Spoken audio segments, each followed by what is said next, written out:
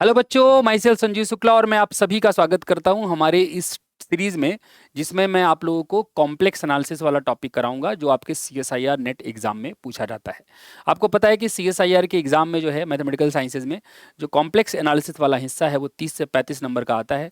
और complex analysis में दोनों ही प्रकार के क्वेश्चन पूछे जाते हैं, जिसमें आपके क्या नाम है, कैलकुलेशन वाले क्वेश्चन होते हैं जिनको आप न्यूमेरिकल कह सकते हैं, जैसे रेजिड्यू निकालना हो गया, इंटीग्रेशन निकालना हो गया। और साथ ही साथ इसमें जो है कंसेप्चुअल या जिसको आप थ्योरेटिकल बोलते हैं, है ना, एनालिटिक टाइप के क्वेश्चंस वो भी इसमें पूछे जाते हैं। तो दोनों का ही सामंजस्य जब आपका बैठेगा तभी आप कॉम्प्लेक्स एनालिसिस के क्वेश्चन जो है वो अच्छी तरीके से कर पाएंगे। और जैसा कि आप जानते हैं कि काफ़ी ज़्यादा मार्क्स जो है कॉम्प्लेक्स एनालिसिस भी रखता है, तो ये कॉम्प्लेक्स एनालिसिस वाला हिस्सा भी मैटर करता है। मैं यहाँ पे आप लोगों को जो भी यहाँ पे कराऊंगा कंटेंट, वो सारा का सारा आप लोगों को निश्चित रूप से कॉम्प्लेक्स एनालिसिस में आपका जो भी ज्ञान है उसको आगे बढ़ाएगा और आप लोगों को मदद करेगा कॉम्प्लेक्स में अच्छा स्कोर करने में। आज के लेक्चर में क्या क्या टॉपिक्स हम कराने वाले हैं उसको एक बार देख लेते हैं ध्यान से। तो आज का जो अपना लेक्चर है उसमें हम ये टॉपिक्स कवर कर रहे होंगे। कॉम्प्लेक्स नंबर्स क्या होते हैं, ज्योमेट्री ऑफ कॉम्प्लेक्स नंबर्स, है ना, उसके बाद polar representation of complex numbers, और उसके बाद जो है हम roots of a complex number निकालेंगे, ठीक है ना। और लास्ट में हम करेंगे टोपोलॉजी ऑफ कॉम्प्लेक्स प्लेन, जिसमें हम आपको टोपोलॉजी जो प्योर टोपोलॉजी है, मतलब ओपन सेट क्लोज सेट, वो इस लेक्चर में नहीं कवर करेंगे। आज के लेक्चर में हम टोपोलॉजी का शुरुआत जिसको आप कहते हो, जैसे री एनालिसिस में हम पढ़ते हो ना, सीक्वेंस सीरीज, है ना, वो वाला हिस्सा, वो भी टोपोलॉजी के ही अंदर ही एक प्रकार से कह सकते हो कि आएगा। तो वो वाला हिस्सा हम यहाँ पे आज करने वाले हैं।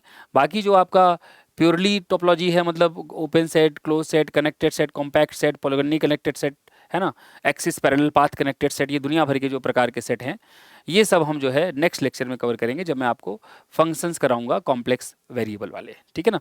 आज के लेक्चर में इतने ही टॉपिक हम कवर करने वाले हैं। So let's begin with complex numbers.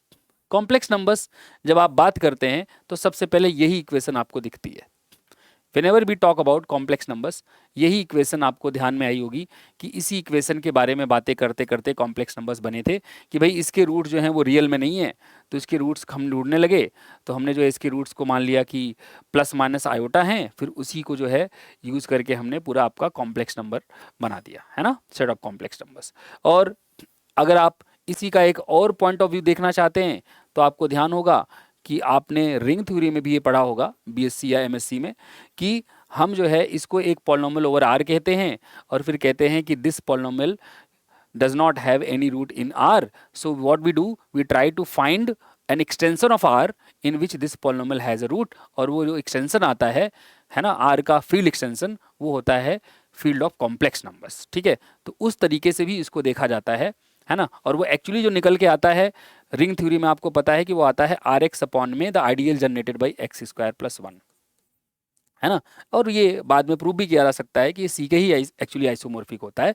But जो हम आर का एक्सटेंशन ढूंढ रहे होते हैं, वो एक्सटेंशन फील्ड दरअसल ये आता है जिसमें कि इस पॉलिनोमियल का रूट मिलता है, ठीक है ना, जो कि बाद में देखा जाता है कि कॉम्प्लेक्स फील्ड के जो है वो आइसोमॉर्फिक है।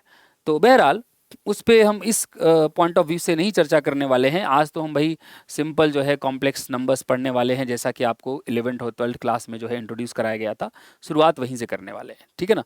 तो कॉम्प्लेक्स नंबर्स क्या होते हैं, for x and y belongs to R, ठीक है ना, and i equals root minus one, x plus iota y is called a complex number. इसको क्या बोलते हैं, कॉम्प्लेक्स नंबर बोलते हैं, ठीक है ना। और यहां पे नोट करने वाली बात यह है कि ये जो है कॉम्प्लेक्स नंबर यूजुअली उसको जेड डब्ल्यू इत्यादि से डिनोट करते हैं। तो ऐसा लिखते हैं हम यूजुअली, है ना, usually we usually denote a complex number by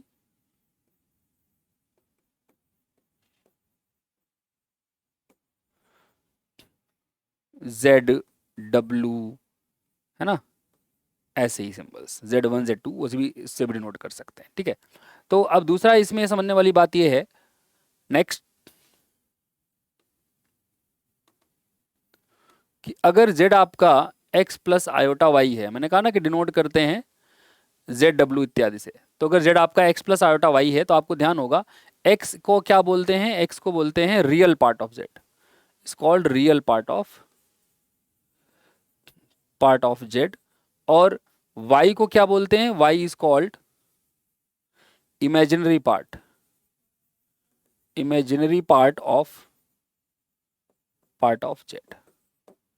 तो x को क्या बोलते हैं, real part of z, y को क्या बोलते हैं, इमेजिनरी पार्ट ऑफ z। ठीक है ना। अब देखिएगा ध्यान से कि ये जो है रियल पार्ट और इमेजिनरी पार्ट, इनके लिए एक नोटेशन भी होती है। क्या नोटेशन होती है, तो ये नोट में, अगले नोट में लिखा जाएगा कि जो रियल पार्ट ऑफ z है ना, उसको डिनोट करते हैं REZ से, और जो इमेजिनरी पार्ट ऑफ z है उसको डिनोट करते हैं IMZ से। सो IMZ is what, IMZ is imaginary part of z and REZ is real part of z। ठीक है ना। तो ये नोटेशन है आपका रियल पार्ट, इमेजिनरी पार्ट इत्यादि का। ठीक है, तो ये आपका जो है कॉम्प्लेक्स नंबर ये होता है।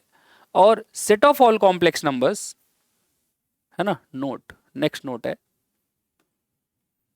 The set of all complex numbers, है ना, complex numbers is denoted by what, is denoted by C लिख के और ऐसे एक लाइन मार देते हैं ऐसे, है ना। केवल C लिखेंगे तो पता नहीं किसका सेट हो, तो कॉम्प्लेक्स नंबर का ही सेट है वो स्पेसिफाई करने के लिए बस एक लाइन ऐसे खींच देते हैं, है ना। तो इसका मतलब क्या हुआ, इसका मतलब ये हुआ कि जो आपका एक कॉम्प्लेक्स नंबर का सेट है इसमें एलिमेंट आएंगे x plus iota y type के, जहां पे आपके x और y रियल नंबर्स होंगे और आयोटा जो है आपका कुछ और नहीं बल्कि √-1 होगा। ठीक है बेटा। तो इस प्रकार के नंबर जो हैं कलेक्ट कर लेते हैं एक सेट में, उसको हम बोलते हैं सेट ऑफ कॉम्प्लेक्स नंबर्स। ठीक है ना, जहां x और y रियल नंबर होने चाहिए। ठीक है, ओके, आगे चलते हैं। नेक्स्ट है आपका कार्टेशियन रिप्रेजेंटेशन। अब कार्टेशियन रिप्रेजेंटेशन क्या होता है उसको समझिएगा कि z equal to x plus iota y को कार्टेशियन प्लेन में कैसे रिप्रेजेंट करते हैं, वो ऐसे रिप्रेजेंट करते हैं, वो कहते हैं कि भाई ये आपका y एक्सिस है, ठीक है, ये आपका x एक्सिस है। आप क्या करो कि जो है x प्लस आयोटा वाई को आप समझ लो कि आपको रिप्रेजेंट करना है इसको by the ordered pair x comma y. तो मतलब x जो है आपका x एक्सिस पे डिस्टेंस होगा, y जो है वो y एक्सिस पे डिस्टेंस होगा, ये कोई पॉइंट x कॉमा वाई अपना बन जाएगा। तो z जो x प्लस आयोटा वाई है उसको कार्टेशियन कोऑर्डिनेट में x कॉमा वाई से भी रिप्रेजेंट किया जाता है। और ये जो x कॉमा वाई है इसको आप बोलते हैं ज्योमेट्रिक इमेज ऑफ z। क्या बोलते हैं, ज्योमेट्रिक इमेज ऑफ z। ठीक है ना। तो ये जो ज्योमेट्रिक इमेज ऑफ z है, this x comma y, we call x comma y as x comma y is called geometric image of z। ठीक है। और जब आप सारे कॉम्प्लेक्स नंबर्स की सारे जो पॉसिबल ज्योमेट्रिक इमेजेस हैं उनका कलेक्शन बना लेते हो तो उसको गॉसियन प्लेन या फिर उसको आप बोलते हो आर्गेन प्लेन या उसको आप बोलते हो कॉम्प्लेक्स प्लेन। तो जो आपका सारा का सारा ये क्या है, कलेक्शन ऑफ ऑल, है ना, ज्योमेट्रिक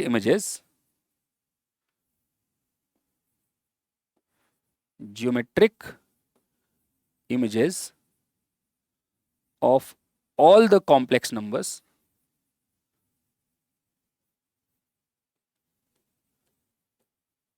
ठीक है, इज कॉल्ड,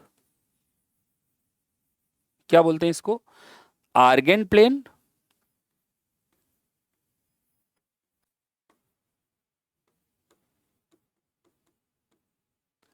और कॉम्प्लेक्स प्लेन या गॉसियन प्लेन भी बोलते हैं, बट ये दो फेमस ज्यादा है नाम। ठीक है। तो आप जो है सारे ज्योमेट्रिक इमेजेस के जो कलेक्शन है, मतलब जितने भी पॉइंट हैं आपके ये x कॉमा वाई टाइप के, है ना, corresponding to any complex number x plus iota y, सबका जो कलेक्शन है उसको हम क्या बोलते हैं, उसको हम बोलते हैं आर्गेन प्लेन या फिर क्या बोलते हैं, कॉम्प्लेक्स प्लेन। ठीक है। अब आप ये देखिए कि अगर आपके पास कोई भी कॉम्प्लेक्स नंबर, ये चीज देखिएगा ध्यान से, अगर आपके पास कोई भी कॉम्प्लेक्स नंबर है, if you have any complex number z, मैं इसको थोड़ा सुंदर बनाने की कोशिश करता हूं, लेट मी जस्ट ट्राई। अगर सीधी लाइनें खींची तो, है ना, कोशिश कर रहे हैं बस, ये खींच गई। अरे यार ये टेढ़ी हो गई, टेढ़ी तो वो वाली भी है, कोई बात नहीं, ठीक है, थोड़ी सी सीधी है। तो मैं कह रहा हूँ कि अगर z आपका x प्लस आयोटा वाई है, z is x plus iota y, ये आपका y एक्सिस हो गया, ये आपका x एक्सिस हो गया। तो मान लो मैंने z को यहाँ रिप्रेजेंट किया, suppose this is the point z which is x plus iota y, but मैंने बताया इसको ज्योमेट्रिकली आप x कॉमा वाई भी बोलते हो। तो ये अपना z है। मैं क्या कर रहा हूँ कि आपको जो है ना ओरिजिन से z को मिला दे रहा हूँ, कुछ और कलर यूज कर लेता हूँ, ठीक है, ये ले, ठीक है। तो मैं क्या कर रहा हूँ, ओरिजिन से इसको z को मिला दे रहा हूँ। जब मैं मिला दूंगा, ऐसा करूंगा जब मैं, तो ये जो रे बनी है अपनी यहाँ से यहाँ तक, ये रे, ये कोई ना कोई एंगल बना रही होगी इसके साथ, मान लो वो थीटा है। मैं यहाँ से एक परपेंडिकुलर ड्रॉप कर रहा हूँ, ठीक है, यहाँ से क्या ड्रॉप कर रहा हूँ, परपेंडिकुलर।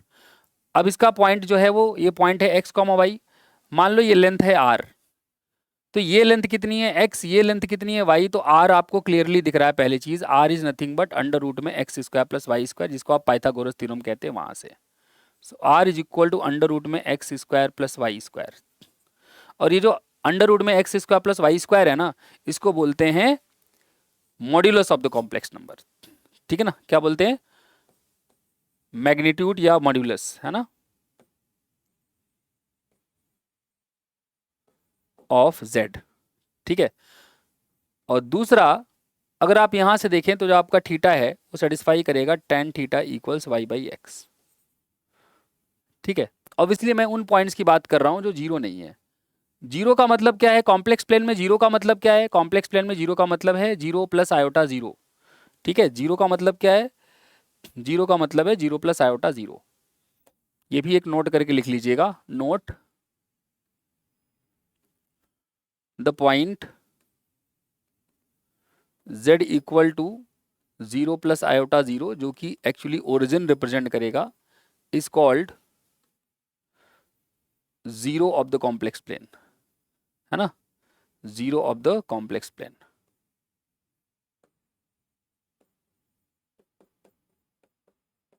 और कोई भी point other than this is called non zero point, ठीक है ना, या नॉन जीरो कॉम्प्लेक्स नंबर। तो जीरो कॉम्प्लेक्स नंबर ये है, नॉन जीरो कॉम्प्लेक्स नंबर वो होगा जिसका या तो रियल पार्ट नॉन जीरो हो या तो इमेजिनरी पार्ट नॉन जीरो हो। यहाँ पे जो मैंने जेड लिए हैं वो नॉन जीरो लिए हैं, ठीक है। अब ये डिपेंड करेगा कि ये पॉइंट जो है यहाँ है कहाँ है, उसके अकॉर्डिंग ये जो है एंगल बढ़ता या घटता जाएगा, ठीक है ना, but this angle you can always find, ठीक है।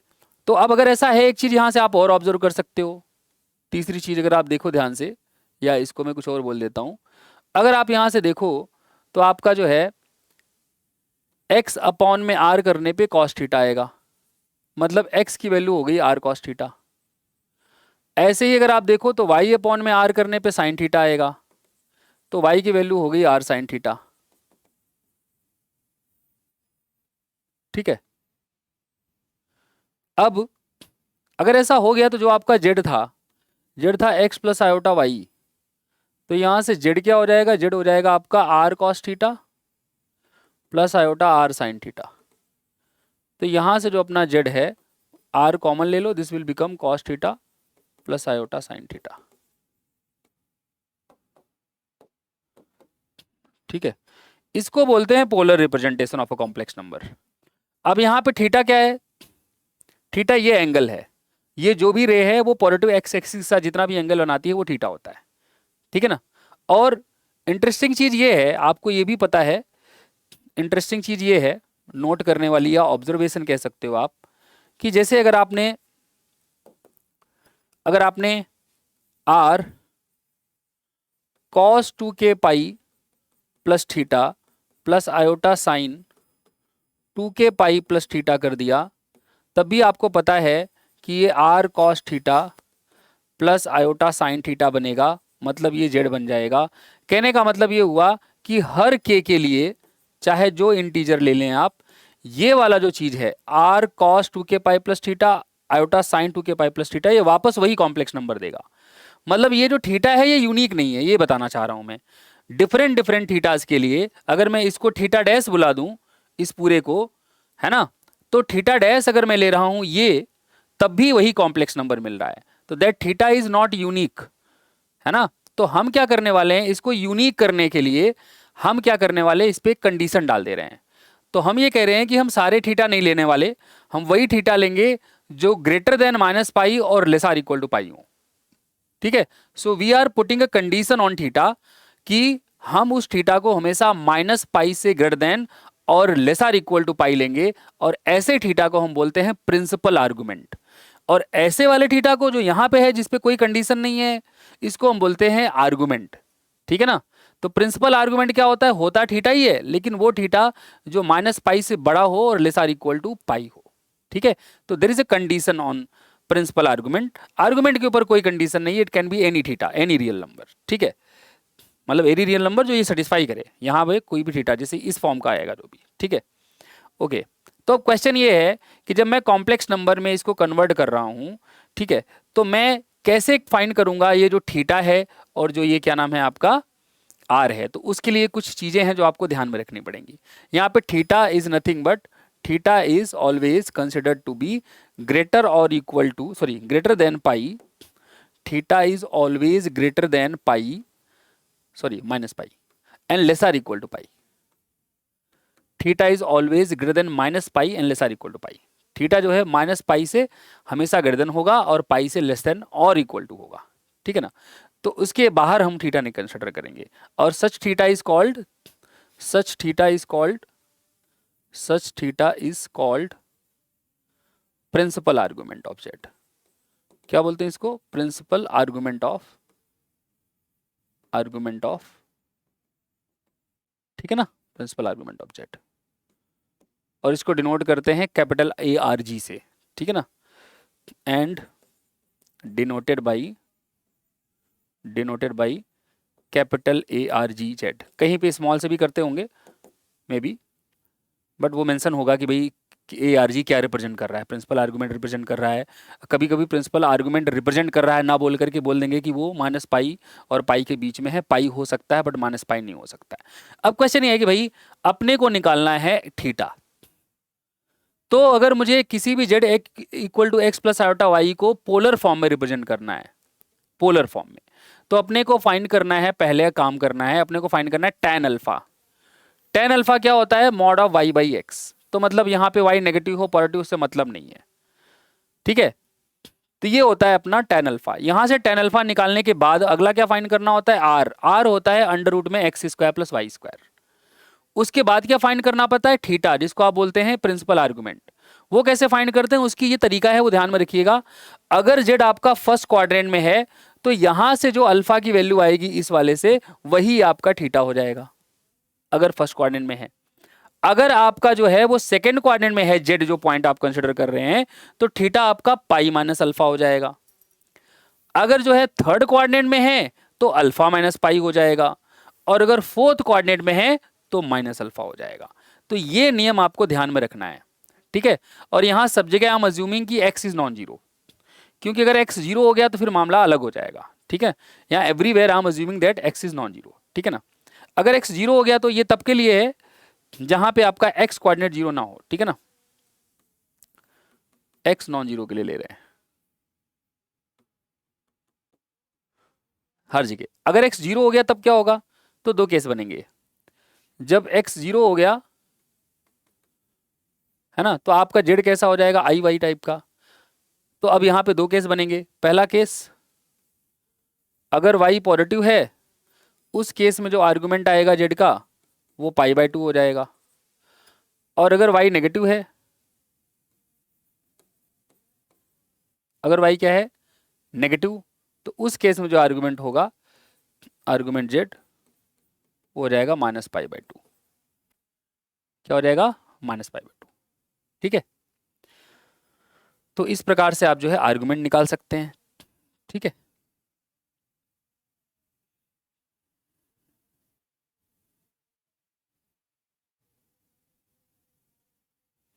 अब जैसे एक एग्जांपल करते हैं, सपोज करो, अच्छा एक चीज और देख लेते हैं पहले। अगर इसमें y जीरो हो गया तो क्या होगा? अगर y जीरो हो गया, x जीरो हो गया तो आपने बता दिया। अगर y जीरो हो गया तो देखिएगा, अगर y जीरो हो गया, जब y जीरो हो गया तो अपना जो z है वो हो जाएगा x। अब इसमें दो केस बनेंगे। अगर x पॉजिटिव है, उस केस में जो आर्गुमेंट होगा z का, मतलब जो इसको आप थीटा कह रहे हो, वो हो जाएगा आपका 0। और दूसरा, अगर x नेगेटिव हुआ, उस केस में जो आपका आर्गुमेंट होगा z का, वो हो जाएगा पाई। ठीक है, तो अगर x जीरो हुआ, अगर y जीरो हुआ तो x पॉजिटिव है तो आर्गुमेंट जीरो होगा, और अगर x नेगेटिव है तो आर्गुमेंट पाई होगा। ठीक है, और वो सेंस भी बनाता है कि भाई अगर x पॉजिटिव है तो यहाँ कहीं x होगा, तो इसका जो है x एक्सिस के साथ कितना एंगल बन रहा है? 0। और अगर x नेगेटिव है तो यहाँ कहीं होगा, तो इस रे का कितना एंगल बन रहा है पॉजिटिव x एक्सिस के साथ? पाई। तो ये एक सेंस भी बनाता है, ऐसे ही नहीं लिख दिया गया है। ठीक है ना? तो ये तमाम चीजें अगर आपको ध्यान में है तो आप किसी भी कॉम्प्लेक्स नंबर का पोलर रिप्रेजेंटेशन लिख सकते हैं। फॉर एग्जाम्पल, सपोज करो मुझे लिखना है एग्जाम्पल के लिए, suppose I have to write polar representation of z equal to 1 minus iota, है ना? तो अपना x क्या हो गया यहाँ पे? 1। y क्या हो गया यहाँ पे? -1। तो पहला चीज r क्या हो जाएगा? r हो जाएगा अंडर रूट में x square plus Y square, मतलब कितना हो जाएगा? अंडर रूट में 1 + 1 विच इज अंडर रूट 2। दूसरा अपने को क्या फाइंड करना है? दूसरा अपने को फाइंड करना होता है tan alpha is equal to mod of y by x. तो ये क्या हो जाएगा? Mod of -1/1 which is 1। अब यहाँ से tan अल्फा 1 आ रहा है, तो अल्फा का वैल्यू क्या हो जाएगा? π/4। अल्फा का वैल्यू क्या हो जाएगा? π/4। अल्फा का वैल्यू जो π/4 आ गया, अब यहाँ से आपका जो है ये देखना पड़ेगा कि पॉइंट कौन से क्वाड्रेंट में है। तो 1, -1 मतलब x पॉजिटिव है और y नेगेटिव है, तो ये फोर्थ क्वाड्रेंट में है। x पॉजिटिव है, y नेगेटिव है, यहाँ पे होगा अपना ये। ठीक है ना? 1, -1 विल बी दिस पॉइंट। तो इसका मतलब फोर्थ क्वाड्रेंट में है, तो आपका जो आर्गुमेंट है, या जिसको आप थीटा कहते हैं, है ना, थीटा, थीटा क्या हो जाएगा? थीटा हो जाएगा -अल्फा, मतलब -π/4। तो ये अपना जो कॉम्प्लेक्स नंबर है वो क्या बनेगा? जो अपना z है ये 1 माइनस आयोटा, ये होता था अपना r cos theta plus iota sine theta. r की जगह पे आ गया है √2 और थीटा की जगह पे आ गया है -π/4।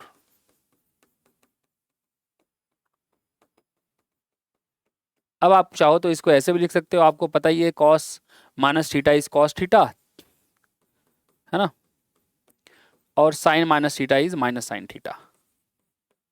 तो इस प्रकार से आप इसका पोलर रिप्रेजेंटेशन लिख सकते हैं। This will be your z। तो कुछ नहीं करना है, ये प्राइमरी में सिखाया जाता है, नहीं 11th-12th क्लास में। आपको बस ये ध्यान में रखना है कि किस प्रकार से आपको आर्गुमेंट निकालना है। आर्गुमेंट का जो तरीका है, अगर वो आपको क्लियर है तो आपको कोई दिक्कत नहीं आएगी पोलर रिप्रेजेंटेशन लिखने में।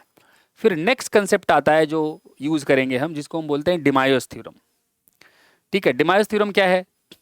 डिमायोस थ्योरम कहते हैं भाई कि अगर आपके पास कभी भी cos theta plus iota sine theta की पावर n लाना हुआ, तो ये हो जाएगा cos n theta plus iota sign n theta. और ये हर नेचुरल नंबर के लिए नहीं, बल्कि हर इंटीजर के लिए ट्रू होगा, for every n belongs to integers.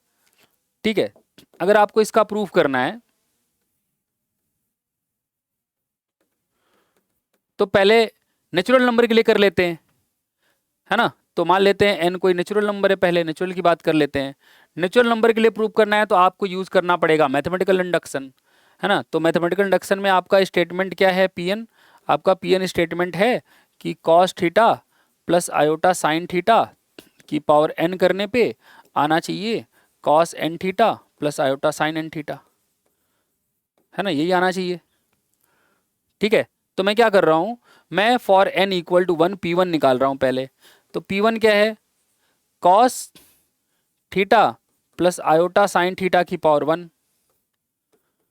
ये आएगा क्या? ये हो जाएगा cos theta plus iota sine theta, जिसको कि आप लिख लेते हैं कुछ और नहीं बल्कि cos 1 इंटू थीटा लिख दो तो कोई दिक्कत नहीं है, plus iota sign 1 into theta लिख दो तो कोई दिक्कत नहीं है। ठीक है, तो मतलब रिजल्ट जो है वो 1 के लिए ट्रू है, therefore result is true for n equal to 1। अब क्या करते हो, मान लेते हो कि अज्यूम करते हो कि पी के इज ट्रू। पी के ट्रू होने का मतलब क्या हुआ, इसका मतलब हुआ कि cos theta plus iota sine theta की पावर के इज इक्वल टू, हम मान ले रहे हैं कि ये कॉस के थीटा प्लस आयोटा साइन के थीटा है, ये हम मान ले रहे हैं, ठीक है ना। अब अपने को कंसिडर क्या करना है, अपने को कंसिडर करना है for n equal to k plus one, that means we have to consider P k plus one. अब बेटा पी के प्लस वन क्या होगा, तो उसके लिए आपको पहले कंसिडर करना पड़ेगा cos theta plus iota sine theta की पावर के प्लस वन, है ना। इसको आप क्या लिख सकते हो, इसको आप लिख सकते हो cos theta plus iota sine theta की पावर के इंटू में cos theta plus iota sine theta, और ये वाला बाई गिवन हाइपोथेसिस, क्योंकि पी के ट्रू है तो इसको आप क्या लिख सकते हो, इसको आप लिख सकते हो कॉस के थीटा प्लस आयोटा साइन के theta, and this is cos theta plus iota sine theta. अब इसको जब आप मल्टीप्लाई करोगे तो मल्टीप्लाई करने पे क्या आएगा, मल्टीप्लाई करोगे तो हो जाएगा कॉस के थीटा कॉस थीटा, फिर यहां से आएगा आयोटा, आयोटा होके माइनस हो जाएगा साइन के थीटा साइन थीटा, है ना, और प्लस आयोटा, ये क्या हो जाएगा साइन के theta cos theta plus cos के थीटा साइन थीटा। अब ये cos A cos B minus sign A sine B का फॉर्मूला लग के कॉस ए प्लस बी बन जाएगा। सो दिस इज कॉस के थीटा प्लस थीटा, और प्लस ऐसे ही वो sign A cos B plus cos A sine B बन के साइन के थीटा प्लस थीटा बन जाएगा। तो ये अपना हो जाएगा कॉस के प्लस वन थीटा, है ना, plus iota sine k plus one theta. इसका मतलब क्या हुआ, therefore P k plus one is true, and hence by principle of mathematical induction आप देख पाओगे कि P n is true for all n. तो ये आपका नेचुरल नंबर के लिए तो बहुत आसानी से प्रूफ हो जाएगा। उसके बाद जीरो के लिए भी प्रूफ हो जाएगा, क्योंकि दोनों साइड अगर आप जीरो करो, also cos theta plus iota sine theta की पावर जीरो करोगे तो वो वन हो जाएगा, और अगर आप cos zero theta plus iota sine zero theta करोगे तो वो भी आपका cos zero plus iota sine zero होके, साइन जीरो तो जीरो होता है तो कॉस जीरो वन होता है, तो ये भी वन हो जाएगा। तो मतलब n इक्वल टू जीरो के लिए भी ट्रू है रिजल्ट। अब मान लो n नेगेटिव है, for n equal to minus k जहां या माइनस m जहां m क्या है पॉजिटिव, मतलब नेगेटिव इंटीजर्स की बात की जा रही है। उसके लिए अगर मैं cos theta plus iota sine theta की पावर n करूं, तो इसका मतलब मैं cos theta plus iota sine theta की पावर माइनस m कर रहा हूं, जिसको कि मैं लिख सकता हूं cos theta plus iota sine theta की पावर m और होल पावर माइनस वन। तो इसका मतलब ये हुआ कि cos theta plus iota sine theta की पावर n किसके बराबर हो जाएगा, यहां से बताओ बाई, क्योंकि m पॉजिटिव है, और पॉजिटिव के लिए आपने अभी डिमाइस थ्योरम में प्रूव किया है कि ये हो जाएगा कॉस थीटा, ये हो जाएगा आपका cos theta cos M theta, sorry cos M theta plus iota sine M theta की पावर माइनस वन। अब इसका मतलब क्या है, इसका मतलब है वन अपॉन में cos M theta plus iota sine M theta. अब आप क्या करो यहाँ पे, है ना, अब आप क्या करो कि आप जो है रैशनलाइज कर दो इसको, रैशनलाइज नहीं कॉन्जुगेट से ऊपर, रैशनलाइज तब करते हैं जब स्क्वायर रूट लगाओ, कॉन्जुगेट से ऊपर नीचे मल्टीप्लाई कर दो, तो ये हो जाएगा cos M theta minus iota sine M theta, और नीचे हो जाएगा आपका cos M theta plus iota sine M theta और multiplied by cos M theta, है ना, minus iota sine M theta और फिर से ये a plus B, A minus B, तो A square plus B square हो जाएगा, sorry A square minus B square हो जाएगा। तो cos M theta minus iota sine M theta, और नीचे क्या बन जाएगा अपना, ये हो जाएगा cos square M theta minus iota square sine square M theta. तो ये अल्टीमेटली आपका बन जाएगा, इसको मैं लिख सकता हूँ cos of minus M theta plus iota sine of minus M theta, और यहाँ पे जो है वो cos square M theta plus iota square minus one होगा, माइनस एक पहले से ही है, तो ये रहेगा साइन स्क्वायर एम थीटा, और cos square theta plus sine square theta या cos square X plus sine square X हमेशा वन होता है, तो डिनोमिनेटर वन हो गया। तो यह बन गया कॉस माइनस एम क्या था n plus iota sine minus m क्या था, ये माइनस एम एन।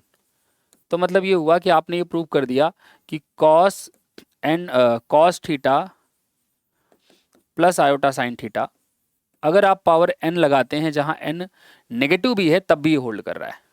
इसका मतलब this is true for every integer n। इसको बोलते हैं डिमायोस थ्योरम। ये डिमायोस थ्योरम बड़े काम की है, जगह जगह हम यूज करते रहेंगे। हालांकि मैंने यहाँ पे मल्टीप्लिकेशन आपको पहले ही करा दिया, असलियत में मुझे पहले अलजेब्राइक स्ट्रक्चर बताना चाहिए था आपको, बट ठीक है, थोड़ा सा मैं इस बात का फ़ायदा उठा सकता हूँ कि आपको एटलीस्ट कॉम्प्लेक्स नंबर का मल्टीप्लिकेशन तो आता ही है, बट मुझे पहले algebraic structure of complex number बताना चाहिए था। अलजेब्राइक स्ट्रक्चर का मतलब है कि कैसे दो कॉम्प्लेक्स नंबर को ऐड किया जाता है, कैसे दो कॉम्प्लेक्स नंबर को मल्टीप्लाई किया जाता है। और जैसा आपको पता है कि कॉम्प्लेक्स नंबर जो है, सेट ऑफ कॉम्प्लेक्स नंबर्स, वो एक्चुअली एक फील्ड बनाता है ना, फील्ड बनाता है। तो फील्ड में आपके पास दो ऑपरेशन होते हैं, एक मल्टीप्लिकेशन का होता है, एक एडिशन का होता है। एडिशन के रिस्पेक्ट में सर्टेन कंडीशंस होती हैं, मल्टीप्लिकेशन के रिस्पेक्ट में सर्टेन कंडीशंस होती हैं।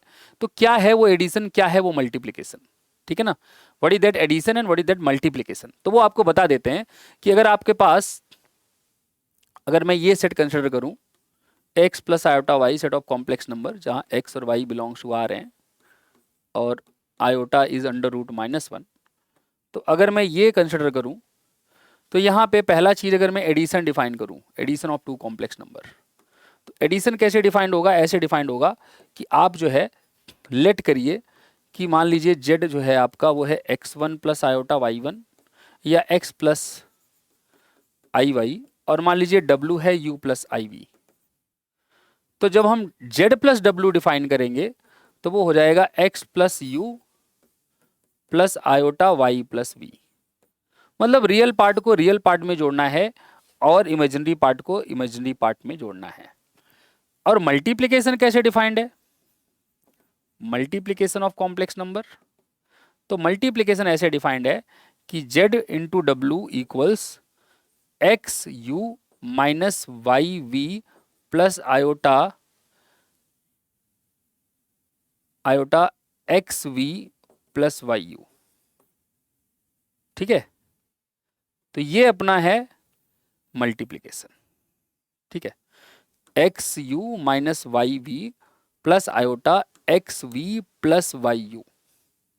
तो this is addition and this is multiplication. और इन एडिशन और मल्टीप्लिकेशन के रिस्पेक्ट में अगर आपने फील्ड पढ़ा है तो फील्ड की सारी प्रॉपर्टीज आप वेरीफाई कर सकते हैं। You can verify all the properties of fields, ठीक है, you can verify all the properties of fields, ठीक है, सारी प्रॉपर्टीज वेरीफाई कर सकते हैं, ठीक है ना।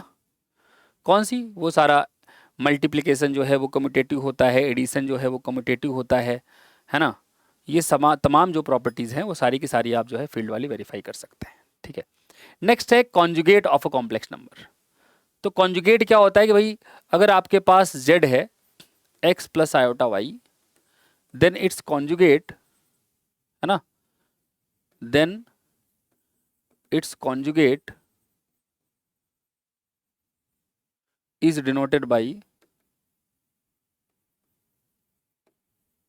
z bar and it is defined as, कैसे डिफाइंड होगा, z bar equals x minus iota y, ठीक है। z bar क्या हो जाएगा, x माइनस आयोटा वाई। तो किसी भी कॉम्प्लेक्स नंबर का कॉन्जुगेट आप डिफाइन करते हो ऐसे x माइनस आयोटा वाई, ठीक है। अब इस कॉन्जुगेट की और मल्टीप्लिकेशन और एडिशन की कुछ इंटरेस्टिंग प्रॉपर्टीज है। पहली प्रॉपर्टी ये है कि जेड का बार अगर करते हो, मतलब एक कॉम्प्लेक्स नंबर का कॉन्जुगेट लो, दोबारा कॉन्जुगेट ले लो, तो वही कॉम्प्लेक्स नंबर आ जाएगा। इसमें कोई रहस्य वाली बात नहीं है। अगर आपके पास Z X plus iota Y है, अगर आप जेड बार लेते हैं तो एक्स माइनस आयोटा वाई होगा। तो जब जेड बार का बार करेंगे तो फिर से इसका साइन चेंज हो जाएगा और एक्स प्लस आयोटा वाई हो जाएगा, जो कि जेड हो जाएगा। ठीक है ना? तो ये हो गया अपना। सेकेंड है भाई, ये कह रहे हैं कि जेड प्लस जेड बार कर दोगे तो 2 times real part of Z आ जाएगा। तो जेड प्लस जेड बार करो ना, जेड प्लस जेड बार कर दोगे, जेड प्लस जेड बार, तो जेड प्लस जेड बार करोगे तो इन दोनों को जोड़ोगे तो ये कैंसिल हो जाएगा और यहां से आ जाएगा 2x। तो x मतलब क्या है? x is real part of Z. ऐसे ही अगर आप जेड माइनस जेड बार करते हो तो इसमें से इसको माइनस करो तो x x माइनस हो जाएगा आयोटा वाई, और ये माइनस माइनस प्लस होके प्लस आयोटा वाई तो हो जाएगा 2 iota y, which is 2 iota, and what is y? y is imaginary part of Z. तो जेड प्लस जेड बार जो है वो 2 times real part of z होता है, और जेड माइनस जेड बार जो है वो 2 टाइम्स आयोटा टाइम्स, है ना, 2 iota times in fact imaginary part of z होता है। नेक्स्ट अपना ऐसे प्रॉपर्टी है कि अगर आप जेड प्लस डब्ल्यू का कॉन्जुगेट निकालना चाहते हैं तो आप जेड का कॉन्जुगेट ले लीजिए और डब्ल्यू का कॉन्जुगेट ले लीजिए और दोनों को जोड़ दीजिए। अगर आप जेड इंटू डब्ल्यू का कॉन्जुगेट निकालना चाहते हैं तो वो जेड का कॉन्जुगेट इंटू डब्ल्यू का कॉन्जुगेट हो जाएगा। अगर आप जेड कॉन्जुगेट का मॉड निकालना चाहते हैं तो वो सेम होगा जो जेड का मॉड है, मतलब मॉड्यूलस चाहे जेड का निकालो चाहे जेड बार का निकालो सेम आएगा, ऑब्वियसली सेम आएगा, क्योंकि जेड बार में एक्स माइनस आयोटा वाई है, जब उसका मॉड्यूलस निकालोगे तो अंडर रूट में x square plus minus Y का स्क्वायर, माइनस वाई का स्क्वायर तो वाई स्क्वायर ही होता है, तो अंडर रूट में x square plus Y square ही आ जाएगा, जो कि ऑलरेडी आपका जेड का मॉड है। हाँ, ये एक इंटरेस्टिंग प्रॉपर्टी है कि जब आप जेड को जेड बार में मल्टीप्लाई करते हो, Z multiplied by Z bar, तो जेड का मतलब हुआ X plus iota Y, Z bar का मतलब हुआ एक्स माइनस आयोटा वाई। जब दोनों को मल्टीप्लाई करोगे A plus B A minus B का फॉर्मूला लगाओगे तो X square plus X square minus iota Y का होल स्क्वायर हो जाएगा। So this will be X square minus iota square is -1 and Y square which is nothing but X square plus Y square. और X square plus Y square कुछ और नहीं बल्कि अगर आप ध्यान से देखो तो ये मॉड जेड का होल स्क्वायर है, क्योंकि मॉड जेड होता है अंडर रूट में x square plus Y square. तो जेड इंटू जेड बार करने पे आपके पास मॉड जेड का होल स्क्वायर आ जाता है। ठीक है, तो ये अपनी प्रॉपर्टी नंबर हो गई 7। तो दीज वर फ्यू प्रॉपर्टीज जो कि ये सेटिस्फाई करता है। इसके अलावा कुछ इंपॉर्टेंट इनइक्वालिटीज हैं कॉम्प्लेक्स प्लेन में जो अपने को पता होनी चाहिए। ठीक है ना, ये इनइक्वालिटीज हम यूज करेंगे। ये बहुत बेसिक लेक्चर है, इसमें जो हमारी बेसिक रिक्वायरमेंट्स है बस वो पूरी कर रहे हैं। ठीक है ना, इस पे उठा के क्वेश्चन पूछ ले ऐसा जरूरी नहीं है, पर पूछ भी सकता है। 3 नंबर में कभी कुछ भी उठपटांग पूछ लेता है। 3 नंबर में कभी सोल्यूशन निकलवा रहा होता है किसी कॉम्प्लेक्स इक्वेशन का, है ना। एक बार इक्वेशन आ गया था शायद ई की power i z -1 equal to 0 के सारे सोल्यूशन निकालो, इनफाइनाइटली मेनी सोल्यूशन होंगे कि फाइनाइटली मेनी सोल्यूशन होंगे, ऐसे करके कुछ क्वेश्चन आ गया था, है ना। तो करा सकते हैं, बेसिक पे भी करा सकते हैं, ऐसा नहीं है। लेकिन हाँ, ये चीज़ें वो हैं जो आपको बार बार यूज़ करनी है तो पता होनी चाहिए। ठीक है ना। जैसे पहली प्रॉपर्टी में कह रहे हैं कि रियल पार्ट जेड जो है वो हमेशा उसका मॉड जेड से छोटा होगा। तो ये ऑब्वियस है, ये सब कुछ ऑब्वियस है। क्या है ऑब्वियस है? देखना जरा ध्यान से, बहुत ध्यान से देखिएगा कि अगर मैं बात करूं मॉड जेड की, मॉड जेड क्या होता है? मॉड जेड होता है सर अंडर रूट में x square plus Y square, है ना। तो मॉड जेड का स्क्वायर क्या होगा सर? हो जाएगा X square plus Y square. अब अगर मॉड जेड का square X square plus Y square है, इससे एक चीज तो कंफर्म है कि जो मॉड जेड का स्क्वायर है वो दो नॉन नेगेटिव क्वांटिटीज का सम है। तो अगर कोई नॉन नेगेटिव क्वांटिटी दो डिफरेंट नेगेटिव क्वांटिटीज का सम है, मतलब उससे इतर जिसका आप स्क्वायर कर रहे हो उससे अलग, या ऐसे समझो कोई भी नंबर अगर नॉन नेगेटिव है और वो दो नॉन नेगेटिव नंबर्स का सम के बराबर है तो वो दोनों नॉन नेगेटिव नंबर से बड़ा या इक्वल होगा। जैसे 5 जो है 3 + 2 है, तो 5 3 से भी बड़ा है, 2 से भी बड़ा है। ठीक है ना। 5 जो है वो 5 + 0 है, तो 5 5 के बराबर है लेकिन 0 से बड़ा है। तो जब भी कोई भी नॉन नेगेटिव नंबर दो अलग नॉन नेगेटिव नंबर का, मैं अलग जो वर्ड यूज कर रहा हूँ वो सही नहीं है, कोई भी नॉन नेगेटिव नंबर अगर दो नॉन नेगेटिव नंबर्स का सम है तो दोनों से अलग अलग वो ग्रेटर और इक्वल टू होगा। तो यहां से अपने पास ये निष्कर्ष निकल जाएगा कि एक्स स्क्वायर जो है वो less or equal to mod Z square हो जाएगा, और ऐसे ही वाई स्क्वायर भी जो है वो less or equal to mod Z square हो जाएगा। तो जब यहाँ पे आप जो है मॉड लगाओगे, अंडर रूट लगाओगे बेसिकली, तो अंडर रूट एक्स स्क्वायर जो है वो less or equal to under root mod Z square हो जाएगा, और यहाँ से अंडर रूट वाई स्क्वायर जो है वो less or equal to under root mod Z square हो जाएगा, जो कि अंडर रूट एक्स स्क्वायर होता है मॉड एक्स। तो mod X less or equal to, अब यहाँ पे क्योंकि ऑलरेडी मॉड जेड है और वो पॉजिटिव है तो कोई दिक्कत नहीं है, तो यहाँ पे आप मॉड जेड लिख दो, और यहाँ पे mod Y less or equal to mod Z, है ना। अब सबकी वैल्यूज पुट कर दो। What was x? एक्स क्या था? X was real part of Z, so real part of Z is less or equal to mod of Z. Y क्या था? वाई था इमेजिनरी पार्ट ऑफ जेड, तो imaginary part of Z is also less or equal to mod of Z. तो real part और imaginary part जो है वो दोनों ही लेस आर इक्वल टू क्या हो जाएंगे? मॉड जेड हो जाएंगे, है ना। रियल पार्ट का मॉड और इमेजिनरी पार्ट का मॉड दोनों ही मॉड ऑफ जेड से लेस आर इक्वल टू होते हैं। नेक्स्ट प्रॉपर्टी है जिसको आप सारी दुनिया ट्राइंगल इनइक्वालिटी के नाम से जानती है। किस नाम से जानती है? Triangle inequality. इंटरेस्टिंग चीज ये है कि कॉम्प्लेक्स नंबर सिस्टम में कोई ऑर्डर नहीं होता। आप ये नहीं कह सकते कि 2 आयोटा बड़ा है कि 5 आयोटा बड़ा है। There is no such ordering in complex numbers.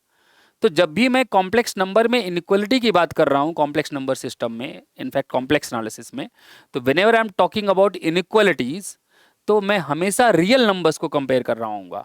यहाँ पे जिन पे मॉड लग गया सब रियल हो गए, और रियल में less or equal to greater equal to की बात की जा सकती है।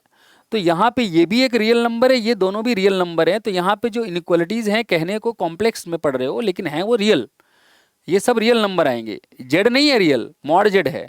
डब्लू नहीं है रियल, मॉड डब्लू है ना। तो जब भी आपको ऑर्डर की बात करनी है तो आपको रियल का सहारा लेना पड़ेगा, अदरवाइज आप ऑर्डर की बात नहीं कर पाएंगे। अब देखो जो आपका सेकंड वाला है, I think, let me see again, second वाला ही ना, हाँ सेकंड वाला ही, जिसको आप ट्राइंगल इक्वलिटी के नाम से जान रहे हैं। आप कह रहे हैं कि mod of Z plus W is less or equal to mod of Z plus mod of W. You are saying this true for every Z and W belongs to complex plane. यही कह रहे हैं आप। अब देखिए जरा ध्यान से देखिएगा। अगर मैं mod of Z plus W का स्क्वायर करूं तो सारी दुनिया को पता है ये जेड प्लस डब्लू इंटू में जेड प्लस डब्लू का कॉन्जुगेट होता है। इसमें तो कोई दो राय नहीं है, होता है सर, हाँ होता है, इसमें क्या है। अब ये क्या होता है? जेड प्लस डब्लू का कॉन्जुगेट वो होता है जेड का कॉन्जुगेट प्लस डब्लू का कॉन्जुगेट। अब इसको मल्टीप्लाई करो तो Z into Z bar plus Z into W bar plus W into Z bar plus W into W bar. ये क्या है?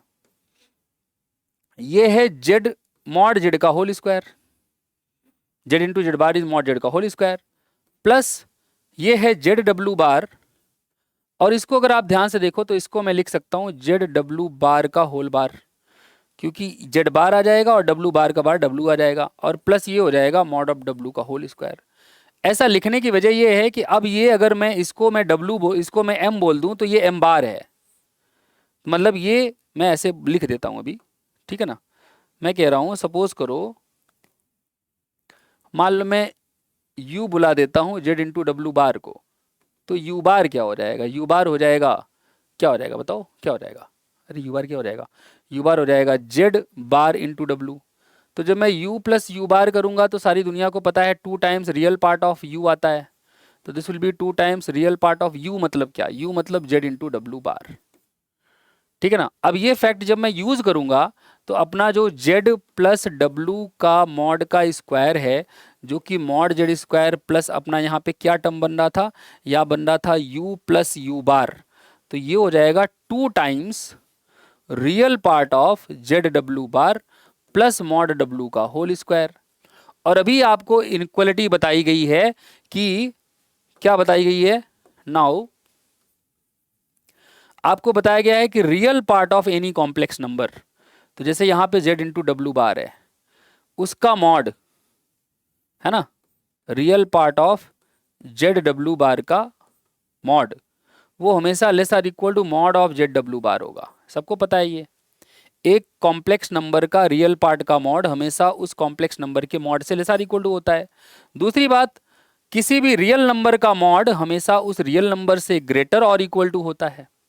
तो अगर मैं दोनों चीज़ें यूज़ कर लूँ तो मेरे पास यहाँ से आ रहा है कि real part of Z into W bar is less or equal to, यहां से आपको पता है this is mod of Z into mod of W bar ये, लेकिन mod of Z into mod of W bar तो जो है वो मॉड ऑफ डब्ल्यू ही हो जाएगा। तो यहां से real part of Z into W bar is less or equal to mod of Z into mod of W.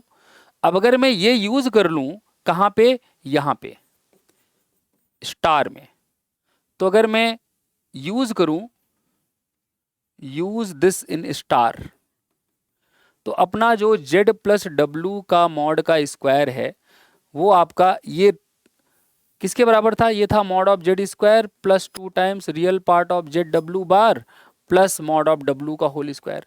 अब ये किससे लेस आर इक्वल टू है, ये लेस आर इक्वल टू है mod Z into mod W से। So Z plus W का whole square is less or equal to mod Z square plus 2 times mod Z into mod W plus mod W का whole square. अब अगर आप ध्यान से देखो primary वाली मैथमेटिक्स में जाओ तो you will be able to see कि जो राइट हैंड साइड में लिखा है वो किसी एक सुंदर सी चीज का परफेक्ट स्क्वायर है, इस सुंदर सी चीज का। अब फिर दोनों साइड से स्क्वायर उड़ा दो, मतलब स्क्वायर रूट ले लो, आ गया अपना ट्रायंगल इक्वलिटी, है ना। So this will imply that mod of Z plus W is less or equal to mod of Z plus mod of W. तो ये एक हो गया आपका ट्रायंगल इनइक्वालिटी का प्रूफ, ठीक है ना। And this is true for every Z and W belongs to complex plane. अब इसको यूज करके और भी अद्भुत चीजें की जा सकती हैं, जैसे मॉड ऑफ जेड को मैं लिख सकता हूं mod of Z minus W plus W. अब ट्राइंगल इनइक्वालिटी अगर मैं लगाऊं तो मैं इसको लिख सकता हूं less or equal to Z minus W plus mod of W. अब मैं मॉड ऑफ डब्ल्यू को अगर उधर ले जाऊं तो mod of Z minus mod of W will be less or equal to mod of Z minus W. Similarly अगर मैं डब्ल्यू और जेड के रोल्स को इंटरचेंज कर दूं तो I will be able to prove that mod of W minus mod of Z is less or equal to mod of Z minus W as well, है ना। अब अगर इन दोनों को मिला दिया जाए तो मैं ये कहना चाह रहा हूं कि mod of Z minus mod of W, ध्यान से देखना, mod of Z minus mod of W is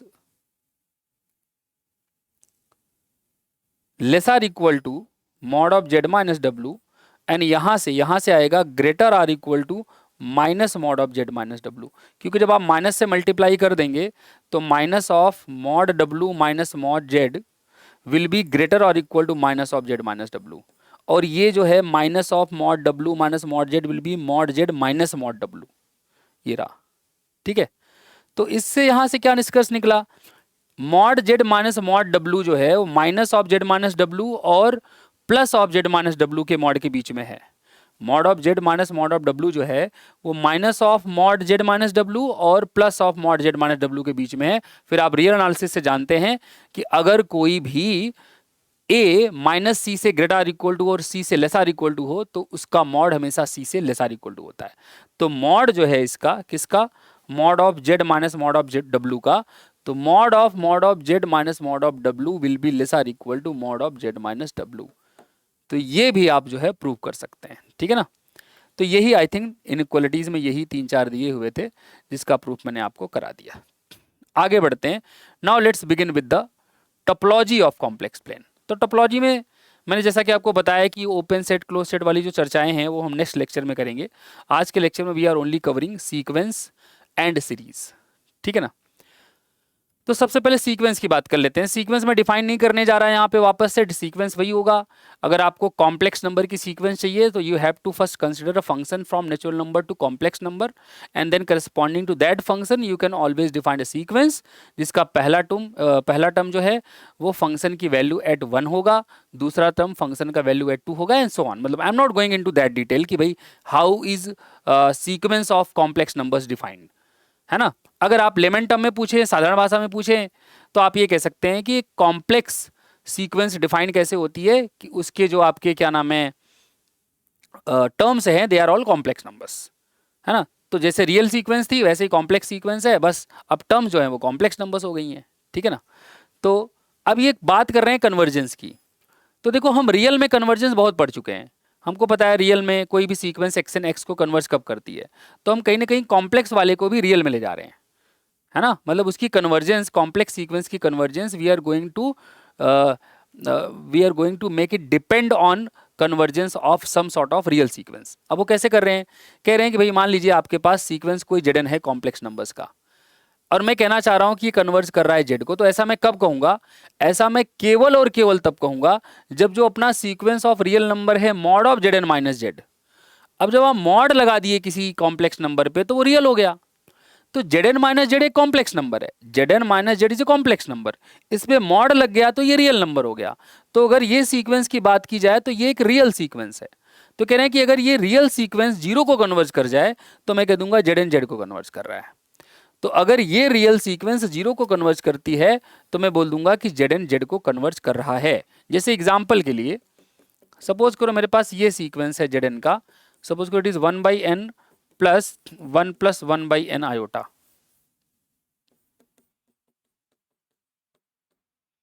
है ना, ये अपना जेड एन है। मान लो मैं जेड ये ले रहा हूं, suppose I am taking Z to be 0 plus iota 1, मतलब 0 प्लस आयोटा, ये सिंपली आयोटा कहता है ना। तो अगर मैं जेड एन माइनस आयोटा की बात करूं, what is Z N minus Z, Z N minus Z का मतलब होगा Z N minus iota, Z N minus iota का मतलब होगा कि आपको ये कुछ और नहीं बल्कि 0 प्लस आयोटा है, तो 1/n माइनस 0 प्लस आयोटा, ये क्या हो जाएगा 1 प्लस 1/n और माइनस 1, है ना। तो जेड एन माइनस जेड क्या हो जाएगा अपना, जेड एन माइनस जेड हो जाएगा 1/n प्लस आयोटा 1/n। तो mod of Z N minus Z क्या हो जाएगा, what will be mod of Z N minus Z, mod of Z N minus Z अपना हो जाएगा अंडर रूट में 1/n का स्क्वायर प्लस 1/n का स्क्वायर, जो कि हो गया अंडर रूट में 2/n स्क्वायर, जो कि हो गया √2/n। तो आपका जो है mod of Z N minus Z हो गया √2/n। तो जैसे ही आप n टेंस टू इन्फिनिटी कराओगे ये सीक्वेंस कहाँ भाग जाएगा, जैसे ही आप लिमिट में जेड एन माइनस जेड में लगाओगे तो ये सीक्वेंस जो है अपना limit √2/n this will tend to 0, और फिर हो गया। अगर जेड एन माइनस जेड की लिमिट 0 आ रही है तो फिर जेड एन की लिमिट जेड कह देते हैं, मतलब जेड एन को हम बोल देते हैं जेड को कन्वर्ज कर रहा है। तो यहाँ से हम बोल देंगे कि Z N converges to Z. Z N क्या था अपना, जेड एन था 1/n plus iota 1 plus 1/n, this sequence converges to Z, Z was nothing but iota. ठीक है, तो आप अगर देखो ध्यान से तो आपने बस यहाँ यही ऑब्जर्व करना है कि कॉम्प्लेक्स नंबर के सीक्वेंस की कन्वर्जेंस हमने कहाँ पे डिपेंड करा दी, कहाँ पे डिपेंड करा दी, कहीं ना कहीं रियल नंबर के कन्वर्जेंस की सीक्वेंस पे, रियल नंबर्स के सीक्वेंस के कन्वर्जेंस पे। ठीक है ना। अब एक अद्भुत रिजल्ट है, कोई बहुत खतरनाक नहीं है लेकिन है ठीक ठाक सा रिजल्ट, साधारण सा ही है, अद्भुत तो ठीक है, अद्भुत कह सकते हो। रिजल्ट क्या है कि Z N converges to Z if and only if real Z N converges to real Z and imaginary Z N converges to imaginary. देखो अद्भुत बात पहले तो ये समझो, अद्भुत बात तो ये है, जब आप कॉम्प्लेक्स नंबर के सीक्वेंस की बात करते हैं, जब आप कहते हैं कि we have a sequence of complex numbers, तो कॉम्प्लेक्स नंबर्स की सीक्वेंस का मतलब हुआ कि जेड एन जो होगा वो x n plus iota y n type का होगा। हर complex number real part plus iota imaginary part होता है, तो Z n will be x n plus iota y n type का। ठीक है ना। अब यहां से आपको ये पता चलेगा कि एक जो इसका रियल जेड एन है, real part of Z N, और ऐसे जो इसका imaginary part of Z N है, मान लो इसको मैंने वाई एन कह दिया, they are sequence of real numbers, these are sequence of real numbers, sequence of real numbers. तो यहां से अपने को क्या ज्ञान मिला कि every sequence of complex number, है ना, every sequence of complex numbers gives rise to two sequences of real numbers. पहला वाला real part of Z N, दूसरा वाला imaginary part of Z N. तो एक नेचुरल क्वेश्चन जरूर दिमाग में आता है कि अगर जेड एन कन्वर्जेंट है तो हम रियल जेड एन और इमेजिनरी जेड एन के बारे में क्या कह पाएंगे। तो उसी संदर्भ में आपको जवाब दिया जा रहा है इस थ्योरम में। ये थ्योरम कह रही है कि अगर आपको देखना है कि जेड एन कन्वर्ज करे जेड को, तो ये तभी होगा जब रियल जेड एन कन्वर्ज करे रियल जेड को और इमेजिनरी जेड एन कन्वर्ज करे, इमेजिनरी जेड एन कन्वर्ज करे इमेजिनरी जेड को। जैसे जैसे देखना, इसका मैं आपको एक एग्जांपल देता हूं। इसका एग्जांपल, जैसे अपने पास मान लो जेड एन ये सीक्वेंस है 1/n प्लस, क्या बोल दूं मैं, 1 या इनफैक्ट n/n+1 आयोटा, है ना। अब अगर मैं रियल जेडन की बात करूं, रियल जेडन हो जाएगा 1/n। अगर मैं इमेजिनरी जेडन की बात करूं, इमेजिनरी जेडन हो जाएगा n/n+1। अगर मैं लिमिट ऑफ रियल जेडन की बात करूं, तो limit of real Z N is nothing but 0। अगर मैं लिमिट ऑफ इमेजिनरी जेडन की बात करूं, किसकी बात करूं, लिमिट ऑफ इमेजिनरी जेडन, तो इमेजिनरी जेडन की लिमिट हो जाएगी 1। n से डिवाइड कर दो तो 1/(1+1/n), तो इसकी लिमिट हो जाएगी 1। तो रियल जेडन 0 को जा रहा है, इमेजिनरी जेडन जो है वो कहाँ जा रहा है, 1 को जा रहा है। अब इस रिजल्ट का यूज करते हैं, ये कहते हैं कि अगर रियल जेडन रियल जेड को जा रहा है ना, और इमेजिनरी जेडन जो है वो इमेजिनरी जेड को क्या नाम है जा रहा है, तो जो आपका जेडन है वो कहाँ जाएगा, so z n will go to what, z n will go to limit of real z n plus iota times limit of imaginary z n, है ना। तो अब ये 0 आ रहा है, ये 1 आ रहा है, तो this will be nothing but 0 plus iota, मतलब किसको कन्वर्ट करेगा, Z N, Z N will convert to iota. जो ये सीक्वेंस है this will convert to iota, ठीक है। तो इस प्रकार से आप जो है सीक्वेंस की कन्वर्जेंस की बात कर सकते हैं, कहाँ पे, कॉम्प्लेक्स प्लेन में। अगर जेडन जेड को कन्वर्ट कर रहा है तो रियल जेडन रियल जेड को कन्वर्ट करेगा, और इमेजिनरी जेडन इमेजिनरी जेड को कन्वर्ट करेगा। और इसका कन्वर्स भी ट्रू है कि अगर रियल जेडन किसी ए को कन्वर्ट कर रहा है, इमेजिनरी जेडन किसी बी को कन्वर्ट कर रहा है, तो जो जेडन है वो ए प्लस आयोटा बी को कन्वर्ट करेगा, ठीक है। तो इस प्रकार से जो है कन्वर्जेंस की बात कर ली हमने। नेक्स्ट कंसेप्ट आता है इसमें, किसका आता है, नेक्स्ट कंसेप्ट आता है इसमें सीरीज का। तो सीरीज ऑफ कॉम्प्लेक्स नंबर क्या होगा, सीरीज ऑफ कॉम्प्लेक्स नंबर ऐसा कुछ होगा, Zn equals Z1 plus Z2 plus Z3 plus Z4 and so on. कहीं पे Zn आ जाएगा, फिर अगला Zn+1 हो जाएगा, और ऐसे चलता रहेगा सिलसिला, कहीं खत्म नहीं होगा, n running from 1 to infinity, ठीक है। फिर वही बात कि जब आप Zn की बात करते हैं तो आपको हमेशा पता है कि Zn हमेशा xn plus iota yn type का होगा, जहां xn and yns are real sequences, xn yn are real sequences, है ना। तो जब मैं समेसन Zn की बात कर रहा हूं, summation Zn n running from 1 to infinity, तो यहां आप देख सकते हैं कि ये अपना हो जाएगा x1 प्लस आयोटा y1, ये हो जाएगा x2 plus iota y2 and so on, ऐसे चलता जाएगा ये xn प्लस आयोटा yn। तो यहां से मैं दो प्रकार की अलग सीरीज की भी बात कर सकता हूं, एक x1 plus x2 plus xn और एक y1 plus y2 plus yn। So every series of complex numbers gives rise to two sequences, two series of real numbers, ठीक है ना। तो जो मेरा कोई भी सीक्वेंस है, कोई भी सीरीज है अगर Zn, तो यहाँ से दो सीरीज मैं और बना सकता हूँ, एक बना सकता हूँ रियल Zdns की, और एक बना सकता हूँ इमेजिनरी Zdns की। किसकी बना सकता हूँ, रियल Zn और imaginary Zn। Now these are sequences of real numbers, this is sequence of, sorry sequence नहीं series, this is series of complex number, but these are series of real numbers, है ना। और real numbers में series के convergence के विषय में हमने तमाम रिजल्ट किए हैं, Cauchy nth root test, d'Alembert's ratio test, nth term test, और क्या नाम है आपका जो है लिमिट कंपैरिजन टेस्ट, दुनिया भर के टेस्ट कर रखे हैं हमने। तो अब अगर किसी तरीके से मैं Zn समेसन Zn की कन्वर्जेंस की बात इन दोनों पे लाके पटक दूं, तो फिर इनका कन्वर्जेंस चेक करना मेरे लिए आसान हो जाएगा। तो फैक्ट दरअसल ये है कि summation Zn will be convergent if and only if summation real Zn and summation imaginary Zn both are convergent. तो ये फैक्ट आपको याद रखना है, this fact about the convergence of infinite series of complex numbers, कि summation Zn is convergent if and only if summation real Zn and summation imaginary Zn both are convergent, है ना। अब ये तो रियल सीरीज है ना, इनको तो आपको पता ही है कैसे कन्वर्जेंट डाइवर्जेंस चेक करना है। तो कहीं ना कहीं कॉम्प्लेक्स नंबर की सीक्वेंस हो चाहे कॉम्प्लेक्स नंबर की सीरीज हो, उसको हम ला कहाँ रहे हैं, रियल नंबर की सीरीज पे। ठीक है, वहां से अपने को पता चल जा रहा है कन्वर्जेंट है या नहीं है। जैसे ये देखिएगा, कह रहे थे series of complex numbers summation k running from 1 to infinity 1 upon k plus I.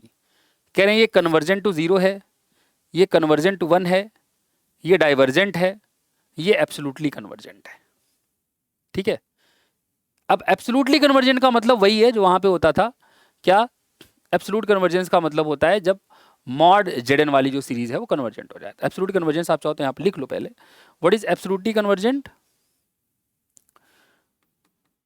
Summation Z n is set to be absolutely convergent,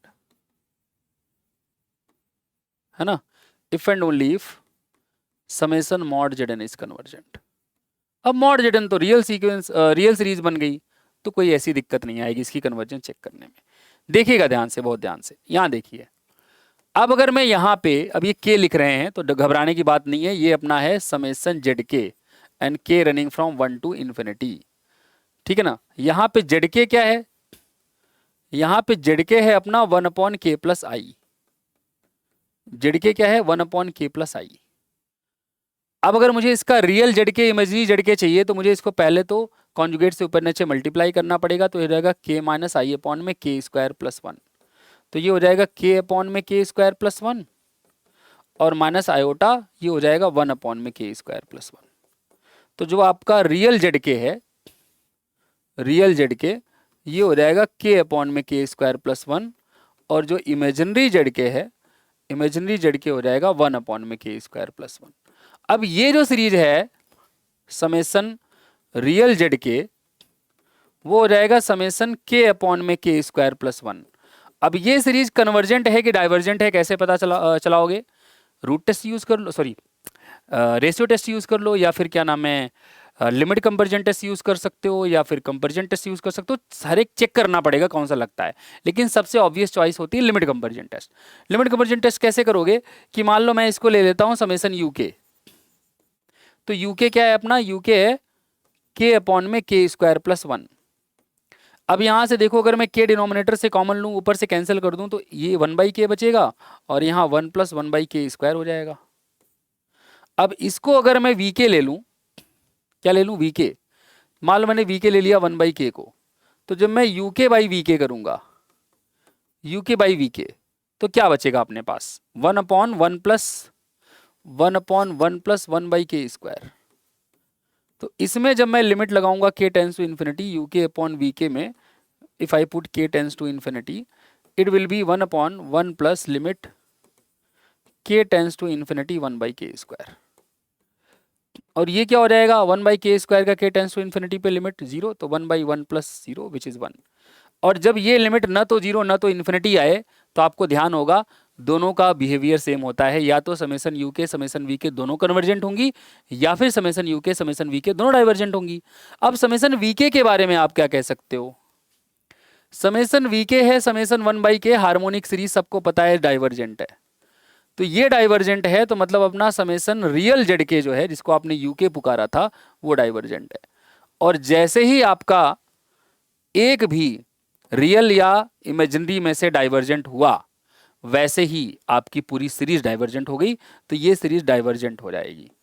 series क्या हो जाएगी, divergent. So this series is divergent. ठीक है ना। तो मतलब रियल की जो सीक्वेंस सीरीज है वो अगर आपको आता है तो अपना काम बन जाएगा। ठीक है ना, तो अपना काम बन जाएगा। अच्छा, क्या एब्सोल्युटली कन्वर्जेंट है, तो इसका मॉड निकालोगे तो वो आ जाएगा अंडर रूट में के स्क्वायर प्लस 1, और वो जो है अंडर रूट में के स्क्वायर प्लस 1 वापस से लिमिट कंपैरिजन टेस्ट लगाओगे, है ना, 1 अपॉन में अंडर रूट में के स्क्वायर प्लस 1, वो भी डाइवर्जेंट हो जाएगी। ठीक है, तो ये सीरीज एब्सोल्युटली कन्वर्जेंट भी नहीं है। अगर आप देखना चाहो तो आप ऐसे देख सकते हो। क्या मैं कह रहा हूँ, मैं ये कह रहा हूँ कि अगर आप मॉड जेड की बात करें, समेशन मॉड जेड के, तो अगर आप समेशन मॉड जेड की बात करेंगे तो हो जाएगा समेशन 1 अपॉन में मॉड ऑफ के स्क्वायर प्लस 1 आयोटा मतलब, तो ये हो जाएगा समेशन 1 अपॉन में, ये हो जाएगा के स्क्वायर नहीं था यहाँ, शायद के था केवल, है ना। तो ये हो जाएगा अपना के ही था ना, देखने दो एक मिनट, लेट मी सी, के ही था, है ना, ठीक है। तो ये हो जाएगा के प्लस आयोटा का मॉड, ये हो जाएगा अंडर रूट में के स्क्वायर प्लस 1। अब ये सीरीज जो है साफ साफ दिख रहा है, अगर मैं इसको समेसन एच के बोल दूं या एम के बोल दूं, तो आपको दिख रहा होगा कि एम के की वैल्यू क्या है, एम के की वैल्यू है 1 में अंडर रूट में के स्क्वायर प्लस 1, है ना, जो कि ऑब्वियसली दिख रहा है this is actually similar to series 1/k, so this is divergent, summation m k is divergent, ठीक है। Therefore the series is not absolutely convergent even, ठीक है। तो ये एब्सोल्युटली कन्वर्जेंट भी नहीं है, ठीक है बेटा। तो बस इस लेक्चर में इतना ही, और नेक्स्ट लेक्चर में आप लोगों को मैं कराऊंगा जो आपका कॉम्प्लेक्स वैल्यूड फंक्शन है उस पर चर्चा करेंगे हम, और साथ ही साथ टोपोलॉजी के जो बेसिक कंसेप्ट्स हैं उन पे भी चर्चा करेंगे कि open set, close set, connected set, compact set, ये सब क्या होते हैं, ठीक है। तो मिलते हैं आपसे नेक्स्ट लेक्चर में, थैंक यू सो मच।